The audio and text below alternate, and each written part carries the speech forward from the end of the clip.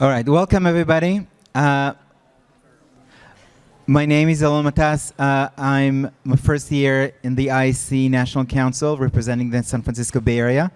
Very happy to be here and thank you for coming. Obviously the topic of today, anti-Semitism in the UN, is not new. It's a constantly hot topic and we planned this many weeks ago.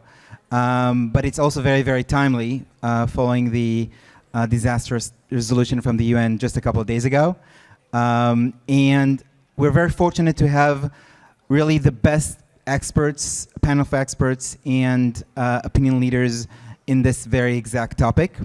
I want to introduce the panel today, Dr. Jonathan Schanzer, Senior President for Research at the Foundation of Defense Democracies, where he leads the work of organizations experts on Middle East affairs and US national security. A former terrorism finance analyst at the US Department of the Treasury, where he tracked and disrupted funding of groups like Hamas and Al-Qaeda. Schanzer, also seasoned author, having published multiple books on Middle East conflicts and hosts the FDD Morning Brief. He frequently testifies before Congress and appears on major news outlets, offering expert analysis on critical geopolitical issues. Our second panelist is Anne Bayefsky, international human rights lawyer and the director of the Touro Institute on Human Rights and the Holocaust. She's also the president of Human Rights Voices. With over 40 years of teaching international and constitutional law in the US and Canada, she has participated in key UN delegations is a prominent critic of the UN stance on anti-Semitism. She also authored 13 books, received numerous awards for her work on behalf of the Jewish community, and is a frequent media commentator on global human rights issues. Our third panelist, international lawyer, writer, and activist, Hillel Neuer, is the executive director UN Watch, a human rights organization in Geneva, Switzerland. Israel's Maariv newspaper named him one of the top 100 most influential Jewish people in the world. His speeches at the United Nations have been seen by millions around the world, and he appeared in debates on CNN, BBC, and Al Jazeera as well. McGill University awarded him an honorary doctorate for his work to advance human rights and for being a voice for those without a voice. In 2016, the city of Chicago declared Hillel Neuer Day, citing his role as one of the world's famous human rights advocates. The Tribune de Genève described him as a human rights activist who is feared and dreaded. Are you going to fear us today? By the world's dictatorships, so not us. The journal de Montreal wrote that he makes the UN tremble. And finally, our moderator, Emily Schrader. She is an American-Israeli journalist, human rights activist, and founder of the Israel-Iran Women's Alliance. She's an anchor at ILTV News, a writer for Ynet, and co-host of The Quad on JNS. She also serves on the advisory board of the Institute of Voices of Liberty, advising lawmakers on Iran policy and its terrorist proxies. An award-winning content creator with over 400,000 followers, she frequently speaks on issues like anti-Semitism, Israel, and Iran. The floor is yours. So I want to thank all of you for taking part. for taking part in this important session. It's a great honor to be on the stage with my esteemed colleagues here, who I have very much respect for, all three of you individually, and have followed your work for many years. So great honor to be moderating today. Obviously, we have a problem in the United Nations, as you'll hear from our panelists today. I want to get started right away because I want to give the audience a chance to ask questions at the end as well. So I'm going to direct the first question to you, Anne. We've seen a disaster in the UN, particularly since October 7th. I'm wondering what your take is. You've analyzed this on a much, much deeper level, from the Commission of Inquiry to the most recent UNGA resolution. What have we seen since October 7th from the United Nations? Thank you very much. What we've seen from the United Nations since October the 7th. Just speak directly in the mic. Okay, how's that? I'm going to breathe on it and we'll share each other's who knows what. So, the first thing the United Nations did on October the 7th was understand that the game plan to destroy the state of Israel and demonize it and discriminate against it was at risk. So it launched a campaign to continue at the same warp speed as October 7th itself. It moved immediately to deny Israel its right of self-defense. I have a list. To excuse, justify, and blame the Jewish victims, to obstruct and prevent Israel's response, to foster indifference, to push discrimination, to deny the crimes, to refuse to call out the events as anti-Semitism, to subvert the legal principles to promote more terror and to create impediments to the release of the hostages, to confuse humanity's moral compass, to equate a lawless terror organization with a democratic society governed by the rule of law, to flip the script between victim and perpetrator, attacked and attacker, right and wrong. It basically removed Israeli suffering from the scales of justice, and as I say, harnessed the velocity of the Palestinian attacks to mount a legal and political onslaught at breakneck speed. Now, I have some examples which I think are worth repeating. The United Nations, to this date, has never condemned Hamas for genocide or attempted genocide or ethnic cleansing or attempted ethnic cleansing. It has never condemned Hamas October 7th attacks as anti-Semitic, and it has never acknowledged Israel's Article 51 of the UN Charter's right of self-defense. Never. On the contrary, the Security Council has not condemned the October 7th attack at all. It once sent its condolences. The Security Council has not condemned Hamas for anything. Security Council has not called the October 7th attack a terror attack. The General Assembly has not condemned Hamas for anything. The General Assembly has not called the attack of October 7th a terror attack. The Human Rights Council has not condemned Hamas for anything. The Human Rights Council has not called October 7th a terror attack. And on the contrary, on October the 9th, held a moment of silence, and I quote, evidencing deep concern over the loss of innocent lives in the occupied Palestinian territory and elsewhere, and the huge loss of lives which reminded everybody standing up at the UN's top human rights body of 7 decades of illegal foreign occupation. The Security Council has held over 50 meetings on the Palestinian-Arab conflict since October the 7th, and it has, in all that time, not issued, as I've said, it issued 4 resolutions, but not a single one condemns Hamas. I'm going to just draw specific attention to the Secretary General. The Secretary General of the United Nations, number 1, blamed Israel for October the 7th. How did he do that? On October the 9th, this is the head of the entire United Nations, says, and these are his words, "This most recent violence does not come in a vacuum." Okay? And then he repeated it 3 weeks later in case we didn't get the message. The attacks by Hamas did not happen in a vacuum. He talks about the occupation. UN rapporteurs have said on October the 7th, today's violence must be put in context.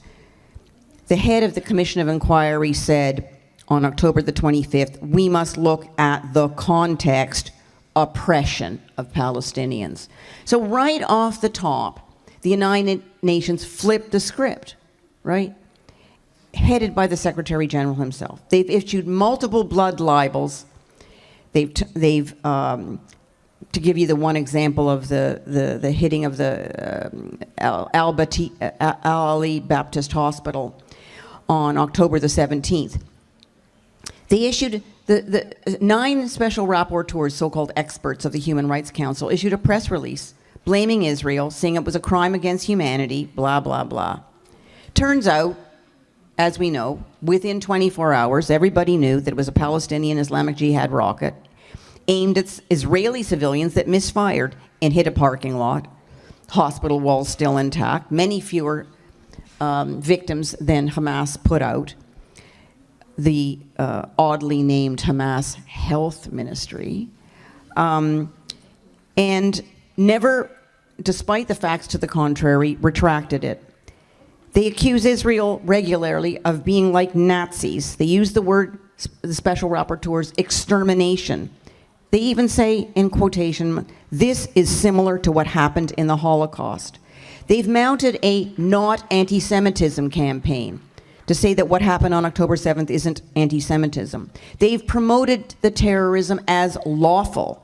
To use the words of Nave Pillay on October the 30th, Hamas was, quote, actually forced to resort to armed struggle. So where are we? I mean, I guess I think it's important just to point out what they did about the sexual atrocities perpetrated on Israeli women and girls. They've said, this is Nave Pillay, a recent, just a minute here, report said, in her words, just a minute, sorry. She said particularly, this is June the 12th, 8 months she's busy investigating the reports. She's been unable to independently verify allegations of rape and was unable to verify reports of sexualized torture and genital mutilation.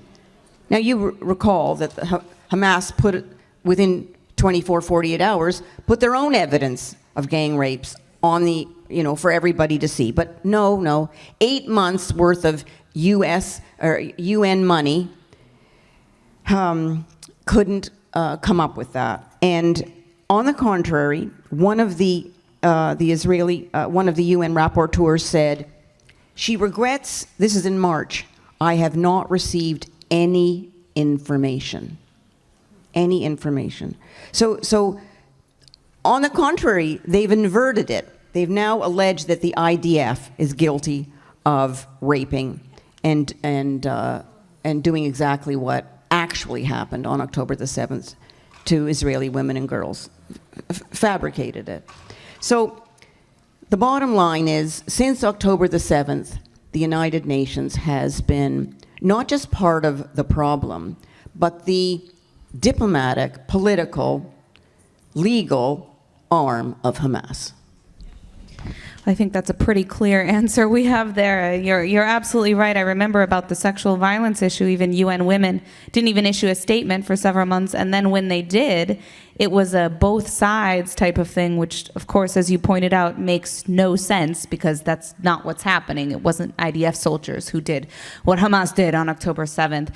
Hillel, I want to move to you. You have been particularly critical of Francesca Albanese and of UNRWA. You have exposed through your own work and through UN Watch so much of the hypocrisy and corruption of this organization, but beyond that, the support for terrorism. Can you speak a little bit about UNRWA and what you have revealed throughout the past year and where it stands today? Sure, thank you, and great to be on the panel with my eminent co-panelists. You know, on UNRWA, our organization since 2015 did something very focused and discreet. Didn't do a huge amount on UNRWA, but we had done research on who the teachers are. You know, UNRWA, for those who don't know, UNRWA is the UN agency for Palestinians, and in the West Bank, Gaza, Lebanon, Jordan, Syria, they run schools, clinics, and other services, kind of a welfare state for the Palestinians. And we were curious who the teachers are, who are teaching the Palestinians. And we did something very simple. We went on Facebook, we typed in UNRWA. My colleague Dan Smith is here. He was been part of our efforts for many years on this. Typed in who are the teachers, UNRWA, and you'd see people's profiles pop up. My name is Riyad Nimmer. I'm a teacher at UNRWA. It's in their Facebook profile. And you go on their page, and you see that this teacher at UNRWA, you see pictures of them with students in schools in Lebanon, for example, Riyad Nimmer. And you see that on his Facebook page, 10 years ago, for example, there was a massacre in a synagogue in Jerusalem, in Har Nof, where they came in with axes and were massacring Jews. And he shares the pictures of the bloody scenes from the floor of the synagogue, and he says, Allahu Akbar, this is amazing. This is a teacher of a UN school. Your country last year gave $400 million. The United States gave $400 million of your taxes to UNRWA. Okay, every Western country, virtually every Western country is giving. In Switzerland, where I live, they give over $20 million. Canada gives $25 million a year. France gave 60. EU gave about 120 million. Germany's giving 200 million. So we're paying for UN schools to teach Palestinians. We all say that we want peace. Who are the teachers? So Riyad Nimmer, a teacher in Lebanon, is putting this stuff out. Okay, so we accumulated about 200 names over the years. We would send them to UNRWA. They would never answer us. All they would do is, if under strong US pressure, they would possibly suspend one person for a short period, and that was kind of it, a slap on the wrist. But they would ignore us. If anything, if they would ever acknowledge us, it would be to say UN Watch is evil, we're against refugees, we're against Palestinians, we're not in good faith, all because we sent screenshots of their teachers praising Adolf Hitler, saying he should have finished the job, regularly praising terrorist attacks, not 1, 2, or 3, but at least 200. And in all of their comments, right? You make a Facebook post, there's comments. Their friends are all UNRWA teachers and UNRWA staff. I don't know of one example. Dan, we didn't find one example. Didn't know one example of an UNRWA teacher or colleague who said, I'm shocked, Riyad Nimmer, because UNRWA, as you know, stands for human rights and peace and security and zero tolerance. I'm shocked that a fellow UNRWA staffer would be glorifying Adolf Hitler, inciting terrorism, and praising Hamas. Not one example, the opposite. They're saying, amazing, well done, likes, I agree with you 100%. This is systematic. Okay, so I'll just share with you a story, just between us. I went, earlier this year, I visited, I'll say, a large Norwegian-speaking country in Europe. And I met with the senior official of the foreign ministry, and I came with our statistics, with our information, and he was ready. By the way, the current director of the foreign ministry, Lenny Stenseth, was the number 2 at UNRWA for years, and actually went to visit Yahya Sinwar and apologized to him because her official at the time, Matthias Schmel, made the mistake of saying the truth on TV, where he acknowledged that Israeli strikes in Gaza were precise. Hamas had spontaneous protests, threatened his life. He split a few days later. The now number 2 in the number 1 in the Norwegian Foreign Ministry was then the Deputy Commissioner of UNRWA. She went to Gaza, visited Yahya Sinwar, and apologized that her guy said the wrong thing. Okay, so I'm in this country, and the Foreign Ministry person is ready, and he says to me, yeah, you got a few numbers, but there's thousands of people at UNRWA. It's 0.004%. It's a few bad apples. It's a few bad apples. That is the line that all of our foreign ministries, whatever country you're from, Germany, France, Canada, Australia, an Australian official told the Australian Senate, it's just a few bad apples. And UNRWA has zero tolerance. They are gaslighting us in ways that are unbelievable. And I'll share with you just a few bad apples, right? So in January, it was revealed 12 to 19 UNRWA staffers were identified as taking part of the massacre, including one UNRWA social worker seen on video kidnapping the lifeless body of Jonathan Samarano, who was killed during the Nova massacre, age 21. You see an UNRWA social worker on video pulling his body into an SUV, kidnapping him to Gaza, where he is to this day. The head of UNRWA, Philippe Lazzarini, was honored despicably in the city of Lausanne in Switzerland, near where I live.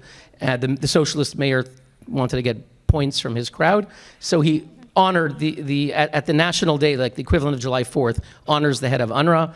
And we invited the mother of Jonathan Samarano, who got up while he was speaking, and she shouted out, "UNRWA kidnapped my son. Where is he, Mr. Lazzarini?" He wouldn't stop talking, didn't even have the dignity to acknowledge what his social worker had done and to find out where the body is. Okay, so just a few bad apples. 12 to 19 UNRWA staffers took part in the massacre.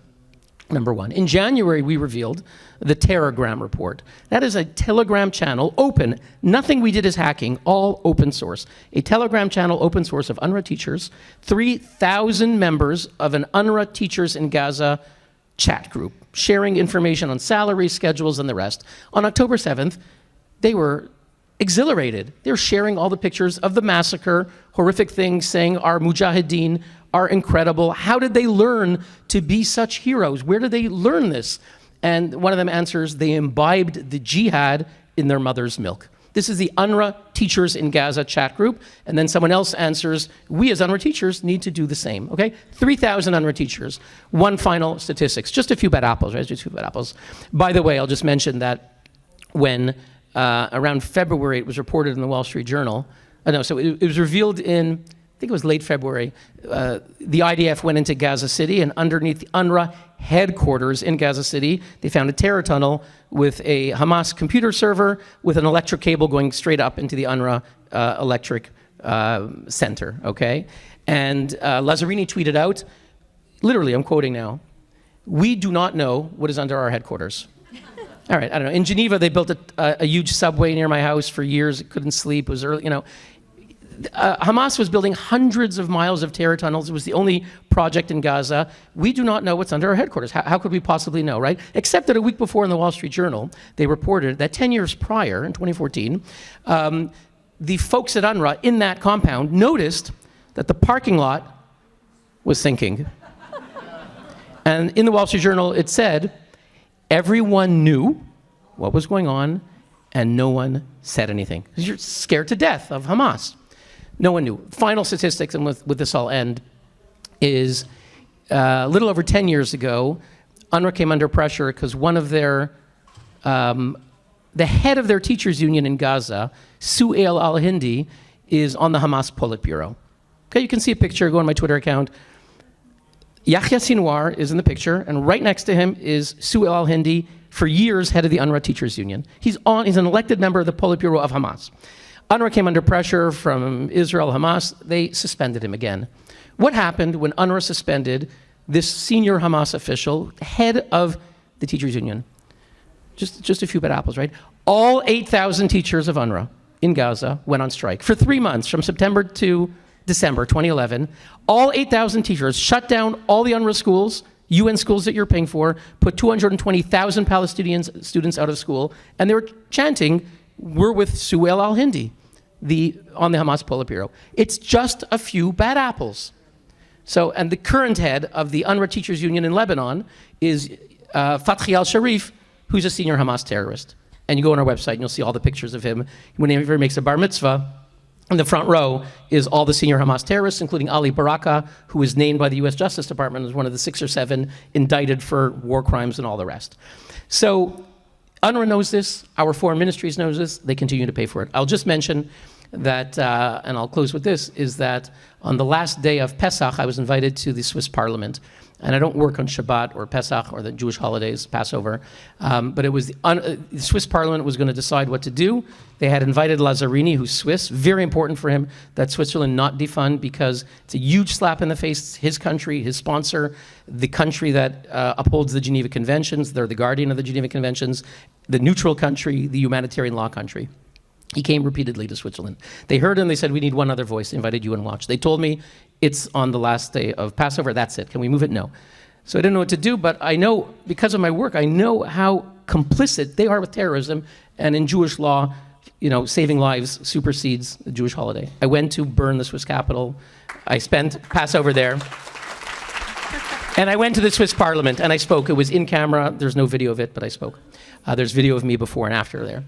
And last week, there was a vote in the Swiss parliament. The vote was 99 to 88 to, and I'm quoting, immediately suspend financing for UNRWA. Immediately suspend financing for UNRWA. And the explanatory notes cited our reports. So thank God there's some hope. I'll leave with that. Well, I don't think I can understate the work of Hillel on this front. He is the leading voice when it comes to annoying UN officials, anti-Semitic UN officials. So kol hakavod to you, and definitely pikuach nefesh, definitely. I'll come back to you about Francesca Albanese.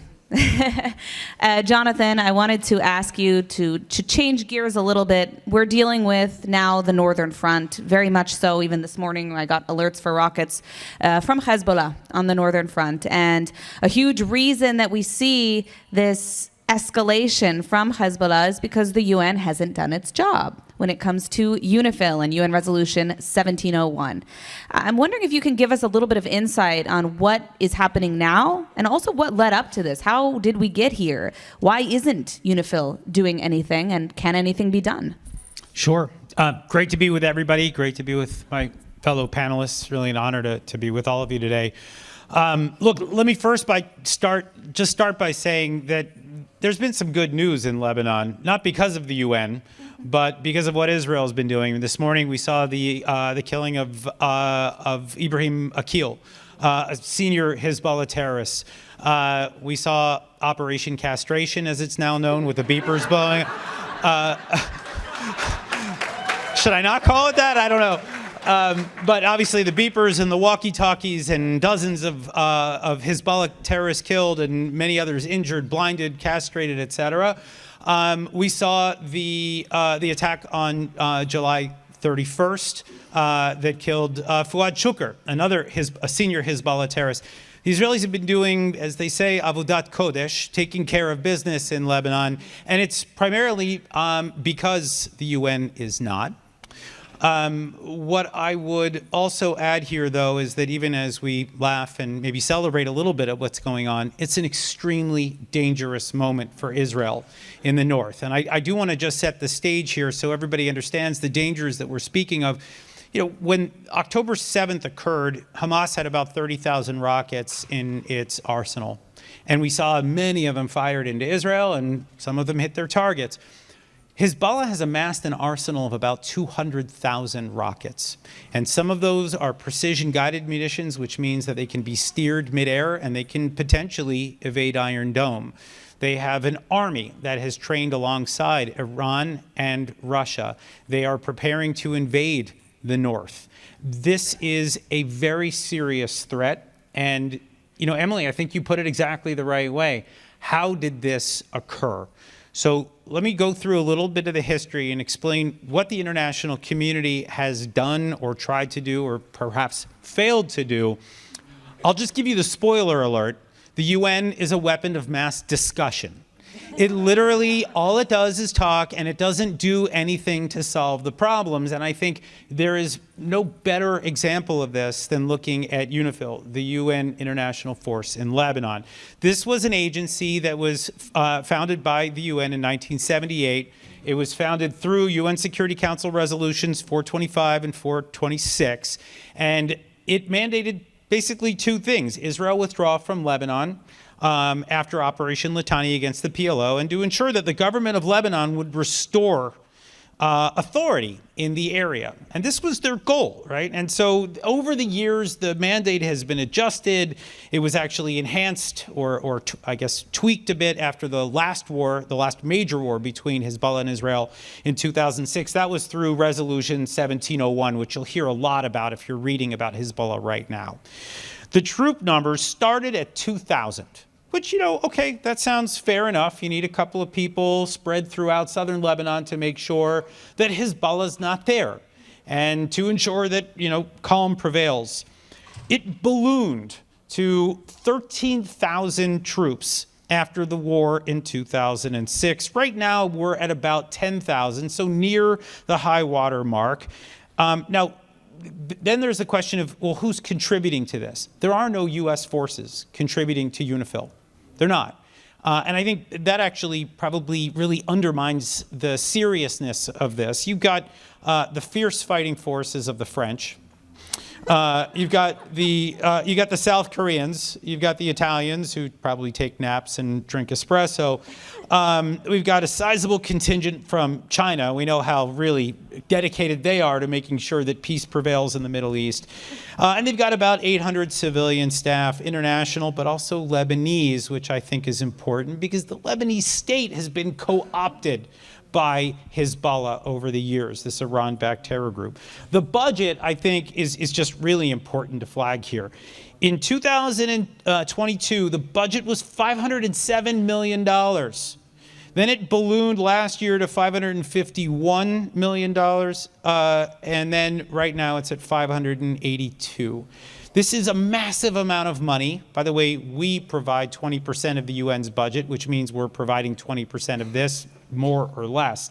This is taxpayer dollars down the drain. Congress has appropriated $143 million in 2023 just to contribute to UNIFIL. And it has done nothing to stop this war. Now, we have this guy, his name is Amos Hochstein. He is the envoy. He's known as the energy envoy. He's not the Lebanon envoy, but he's been running back and forth between Washington and Israel and Lebanon, and he's trying to get the current war to, I guess he's trying to reduce tensions, I guess is probably the bet. He wants to stop this war that we're already seeing that's underway. And just to be clear, it was interesting. Anybody watch Hassan Nasrallah's speech yesterday? I don't know if a whole lot of people would care to watch the whole thing. I subject myself to that kind of torture. And he was crying about the fact, he said, Israel's acts against us, I'm talking about Operation Castration, that was an act of war. I'm sorry. Hezbollah has been firing 7,000 rockets at Israel since October 8th. Unprovoked, they have been waging war. And the only reason, the casus belli, the only reason why they've been attacking Israel is because Israel exists. Okay? That is the only reason why they've been trying to attack Israel and why they want to see Israel's ultimate destruction. And so we have Amos Hochstein, who, by the way, I believe served in an Israeli tank unit in this sort of strange twist of fate. And he's shuttling back and forth, and he's trying to get this all to stop because he thinks it's going to hurt Biden's chances of re-election if another major war breaks out, if you've got a multi-front war in the Middle East. The bottom line, he's not able to do anything because he's negotiating with the government of Lebanon. There is no government of Lebanon. There is one power in Lebanon, and it is Hezbollah. And Hezbollah has been told by the UN to withdraw north of the Litani River. This was enshrined in UN Security Council Resolution 1701. Hezbollah has not done that since 2006. They haven't done it since 1978, for that matter. And so we are at an impasse. What we learn from this, I think, are a few lessons. One, don't trust the UN. Number two, Hezbollah is a terrorist organization that cannot be negotiated with. Number three, the United States needs to stop dumping money down the drain every time they come up for another mandate. By the way, the last mandate, as they talked about reinstalling UNRWA, or UNIFIL rather, into Lebanon, they didn't even mention the word Hezbollah. Not once during the discussion at the UN. But the last thing that I'll just say here, the biggest lesson for all of us to take away is that until the UN begins to do its job, until the international community actually steps up and actually enforces its own mandate, there is only one actor that can ensure the safety and security of the State of Israel, and that is the State of Israel.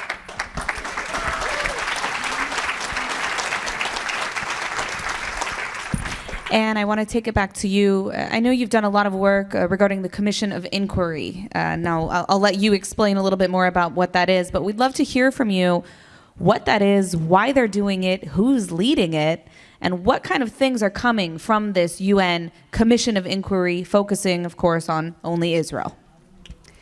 The Commission of Inquiry was created in 2021 for one purpose, and that is through nefarious means to destroy the Jewish state. It happened that immediately the person appointed to head it was a woman by the name of Nave Pillay. I think you should remember that name. She was the woman who, these are some of her credits. She's a champion of the Durban Declaration, which says that Israel's a racist state. The Palestinians are victims of Israeli racism. She was the one who created a 2009 and 2011, or was the lead world champion of the subsequent Durban world conferences, and another one in 2021, post-dating her. And she sat there on the podium with the Secretary General while Iranian President Ahmadinejad said at a UN anti-racism conference that Zionists have ugly faces, et cetera, and denied the Holocaust.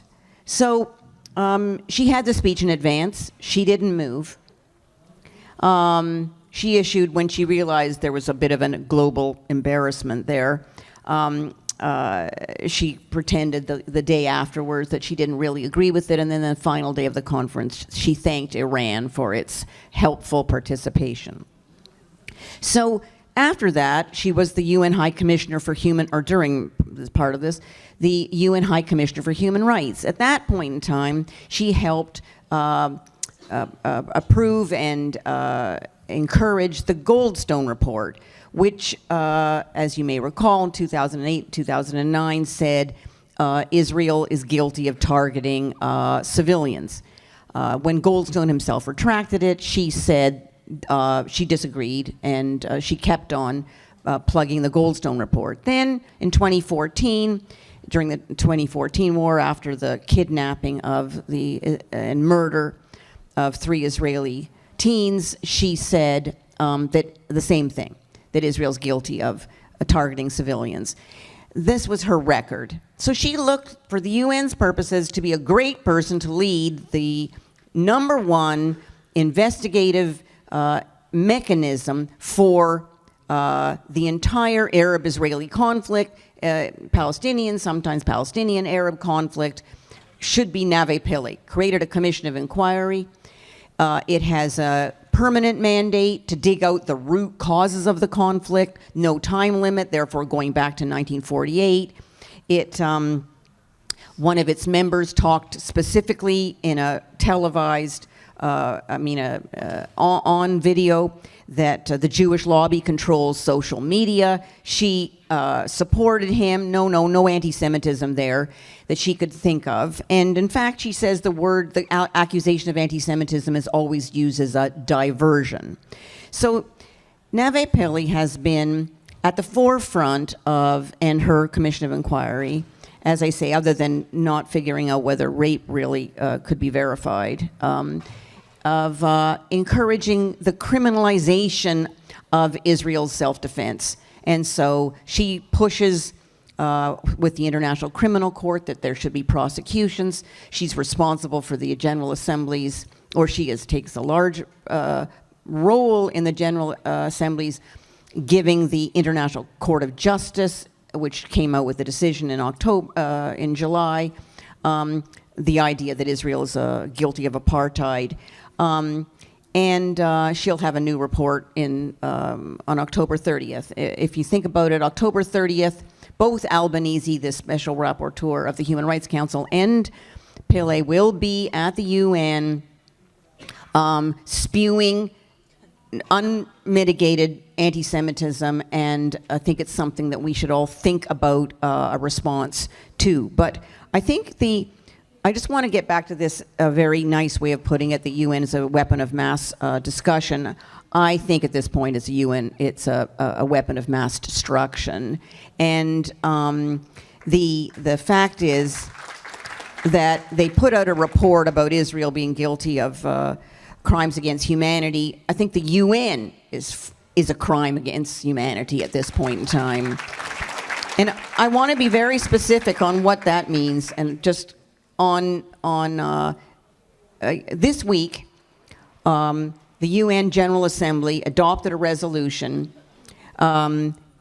which is the first resolution put forward by what the UN calls the State of Palestine. On September the 10th, they upgraded their powers to allow for the Palestinians to put forward their own resolution. The resolution says that Israel's guilty of apartheid, requires boycotts, divestment sanctions, the criminalization of Israel's self-defense, and so the economic destruction of Israel, the demonization of Israel, and that word has almost lost its meaning given the nature of the accusations.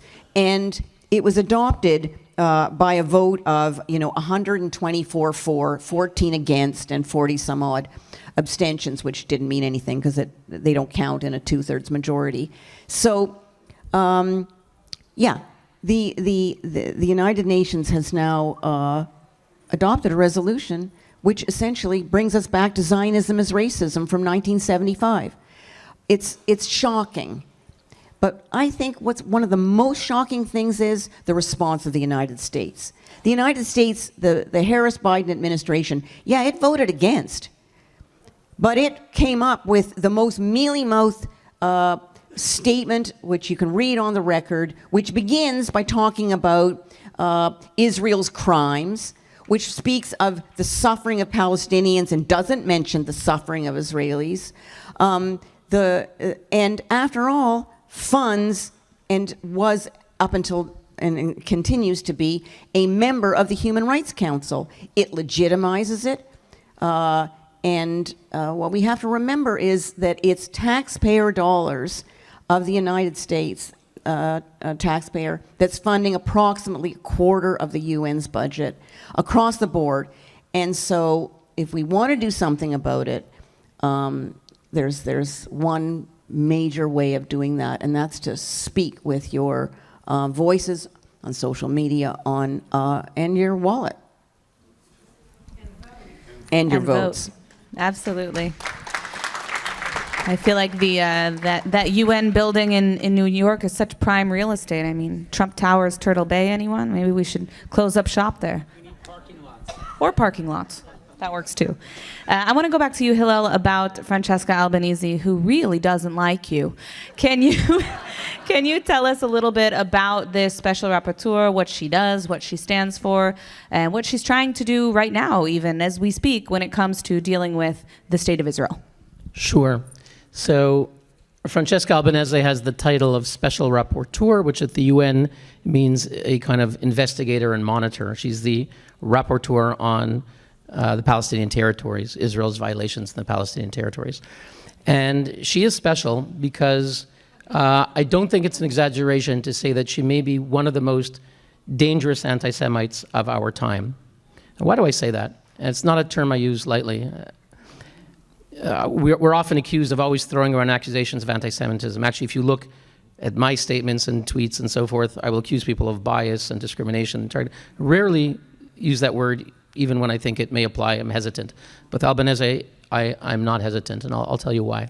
So she's had the job for 2 years, and she's notorious for demonizing Israel.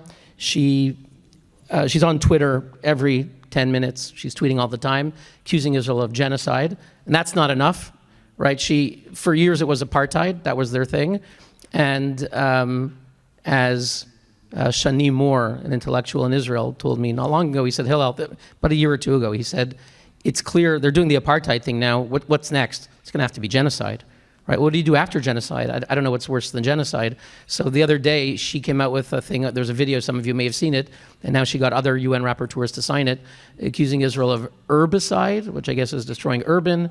What else? Scholasticide, meticide.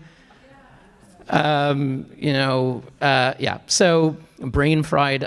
She just nonstop. So she's viciously anti-Israel. In November 2022, shortly after her appointment, she spoke to a Hamas conference and she said, you have the right to resist.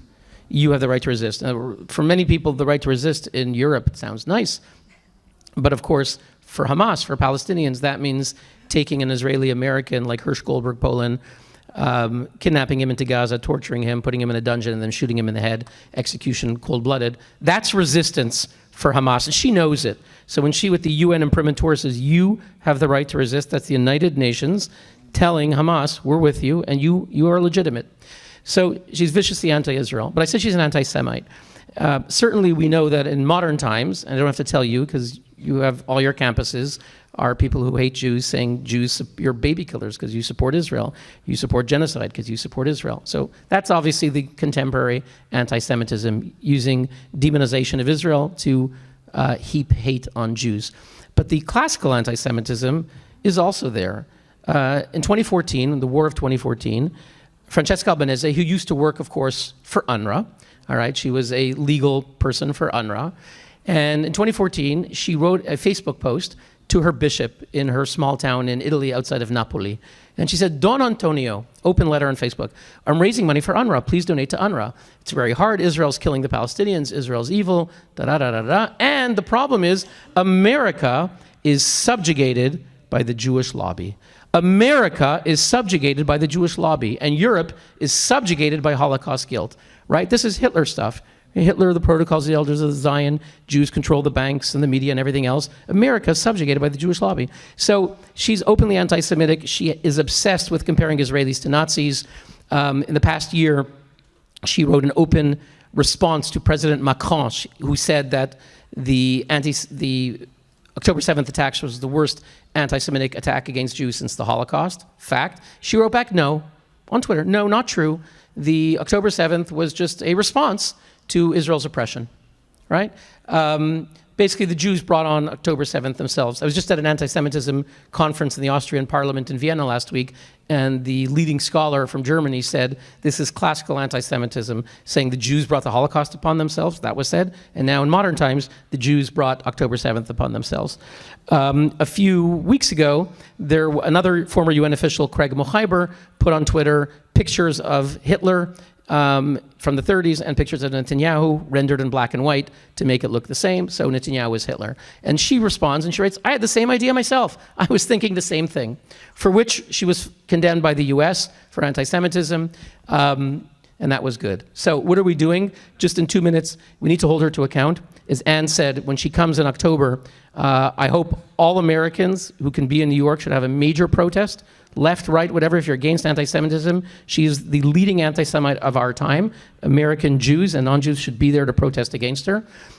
We're doing a few things. We tried to hold her to account. Sometimes, Al Capone was murdering people in Chicago. They couldn't get him for murder, but they got him for taxes. So she's a vicious anti-Semite who supports terrorism, but maybe we'll get her on something else. She went to Australia last year in November, and her trip was sponsored by pro-Palestinian, pro-Hamas groups. Well, a UN expert can't be sponsored by outside groups, so we sent letters, complaints. How could they sponsor? Where are the receipts? No answer. She said, I didn't take any money, I promise, ask them. She tweeted them. She didn't. No, we didn't sponsor it. They sponsored it. The UN sponsored it. The UN sponsored it? The UN has no money. In Geneva, the escalators, when I go up to the Human Rights Council, don't work. They say, we have no money. They can't hire staffers for dozens of legitimate positions. They have no money. Yet they sent the Palestine expert, who's supposed to investigate Israel, to Australia for $20,000 with her assistant, Sarah Troyan, from Amsterdam, to Australia and New Zealand. How do they possibly justify paying for that? So she's on the defensive. The UN wrote me back. I didn't expect it, from the OIOS, Oversight Office, Investigations Department, say, we've opened a case number, such and such. And we've passed on the file to the UN Human Rights High Commissioner for his attention and action. So, Anne and others know that it's now already a jury of her own peers. It's another committee, but she's feeling some heat. There's announced some kind of investigation. And in the next week, I hope, we'll announce a major report about Albanese documenting all of her abuses. We have letters going to 10 universities that have despicably sent her a research assistant. No university should send a research assistant to someone who's been condemned by the United States, France, Germany, for racism, for anti-Semitism. Finally, we're writing to Secretary Blinken. She may be obliged under the US agreement with the UN to let her visit New York in October. Even that you could challenge, but let's say they have to let her in there. They don't have to let her go 5 feet outside of the UN. She should not be speaking in Princeton, where she's scheduled to speak, not in Georgetown, and not anywhere else. She should be denied a visa for supporting terrorism. All right, well, we are unfortunately running out of time, but I do want to ask one more question. Anne, you actually brought up that they had elevated the status of Palestinian statehood or the bid for statehood. But Jonathan, I wanted to ask you about this effort by the Palestinians to have statehood in the United Nations. Where does it stand today? What do we see going on inside of the UN? What can you tell us about this issue? Yeah, it's a really important question, and I think it's really one that everybody here needs to keep an eye on. The Palestinians for the last, I'm going to say 12, 13, maybe even 14 years, have been pursuing a campaign that they call Palestine 194. And the idea is that there are 193 countries at the UN. They want to be the 194th. And this was a Mahmoud Abbas initiative. You got to remember, this is a guy that has now, I think he's like 18 years into a 4-year term. And it's probably one of his most consistent policies is trying to circumvent the bilateral negotiations with Israel, where the Palestinians trade, different concessions with Israel and ultimately arrive at a two-state solution. The Palestinians, as we know, have rejected that over and over again. And Abbas has tried to short-circuit this, knowing that at the UN, he's got the numbers, that the majority of countries are sympathetic to the Palestinian cause and seem to be okay going along with all of the anti-Semitic examples, anti-Israel examples that you've heard today. So they first did this at the UN, and actually there was this sort of famous moment. I don't know if folks remember Salam Fayyad, the former prime minister of the Palestinian Authority, a true liberal in every sense of the word, really was trying to build institutions and make a Palestinian state the way it needed to be made.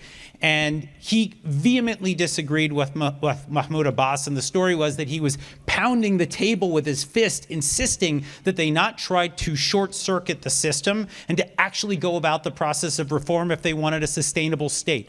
He broke his wrist pounding on the table, and the Palestinian media said that he fell off of an olive tree while trying to pick olives during the harvest. But it later came out that, Fayyad and Abbas were at loggerheads over this. And Fayyad ultimately left. He's now a professor at Princeton. Abbas continues to pursue this Palestine 194 strategy. Every couple of years, we see another initiative. They call themselves the State of Palestine at the UN because it's been recognized by the majority of the member states. It's been rejected at the Security Council, which would enshrine Palestine as a state, but it continues to be accepted among the General Assembly, and the norm now is to accept them as a state. Here's the thing to watch moving forward, in my view. You're going to see pressure coming from all of the states at the UN. We see it already, where they're saying, look, Hamas has been destroyed, or Hamas is a terrorist organization, Israel. You need to recognize the pragmatists. You need to recognize the moderates, and therefore we are going to push this initiative again. This is what Mahmoud Abbas wants more than anything. He wants to be able to declare a Palestinian state without having to make one concession to Israel, and he's going to try to use October 7th as his leverage. All right, well, we literally have 3 minutes. So if each of you want to give one sentence about what we can do. I know, Anne, you already mentioned voting and taking action, but very, very briefly, because we are out of time. But I want to leave with something positive, at least, that we can focus on in the coming days and months. I think, number one, we have to stop with the attitude of what some Israelis have once called Shmoom, being the acronym for the United Nations, that the UN doesn't matter, that it's irrelevant. It's absolutely couldn't be further from the truth, and it just means that we're headed to do nothing in time.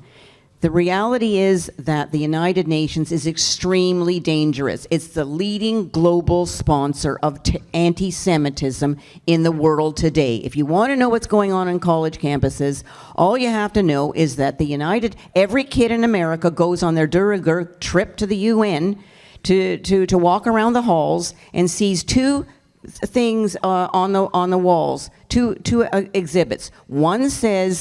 One's about the Holocaust, and right beside it is the condition of the state of so-called state of Palestine, Palestinians, analogizing the creation of the state of Israel to the Holocaust, so that the UN professors go back and forth between, or college professors go back and forth between UN jobs. The material on the reading lists is the UN, et cetera, so that we just simply have to understand that the bottom line is that the UN is dedicated now to delegitimizing the entire Jewish state. It's a racist state, apartheid state. Apartheid is a crime against humanity, and therefore Israel is criminal in trying to defend itself. So anybody who doesn't take that seriously is terribly wrong and will really do us a lot of damage. So recognize the danger that the United Nations has put not only to the state of Israel, but to the cause of human rights in international law and institutions.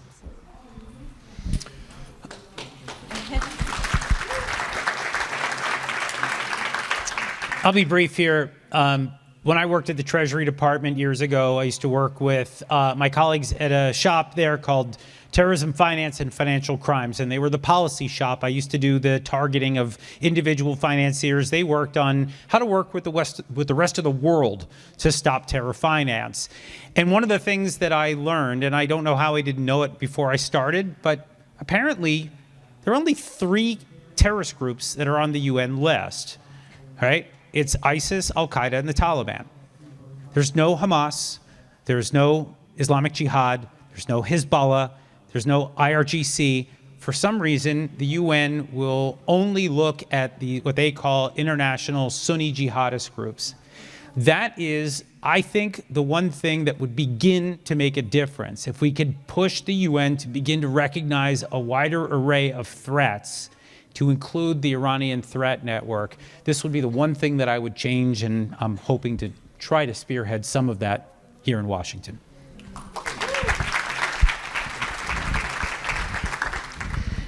I'll just add one thing. In many of the things we described, it's very hard to win the votes. The General Assembly, one country, one vote, huge amounts against Israel. But people are paying attention who votes no. If you get a 15, 20 decent countries, the whole world understands the dictatorships and the usual countries in Africa and Asia are going to go along with these sorts of things. But how leading democracies, how Germany, France, the UK, Australia, Canada, and the Netherlands, how they vote, America, it matters. So it's very important that we speak out, and also if you can't win votes, that they get condemned. Albanese's predecessor, Richard Falk, got condemned by Ban Ki-moon, and he's in his 90s. To this day, he has nightmares, and every few months he writes a blog. He's like, UN Watch ruined my life. They got me condemned by Ban Ki-moon. I didn't mean to say 9/11 didn't happen. I just said, we don't really know what happened. And he was condemned, and it really hurt him. He said he lost an academic appointment. It really matters. So we can make a difference. We can fight back. I urge you all, if you want to know about campaigns and ways to fight back, sign up on our website, unwatch.org. It's not the same as social media. Once every week or two, you get an email about a focused campaign that we have. You want to make a difference, you can help us. Sign up at unwatch.org. You can make a difference. Thank you. Thank you, everyone. Thank you for joining us. That's it.